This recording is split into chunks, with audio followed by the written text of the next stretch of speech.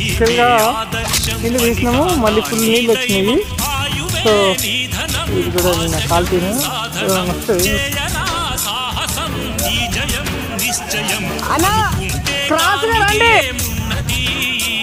మనిషి అనుకుంటే కానిది ఏమున్నది.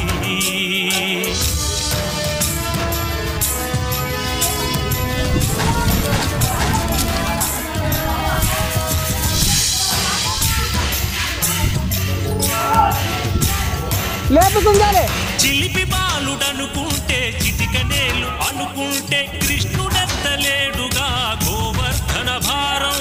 సీతగాని లేకుంటే చేత కాదు అనుకుంటే లేడుగా శ్రీరాముడు సైతం.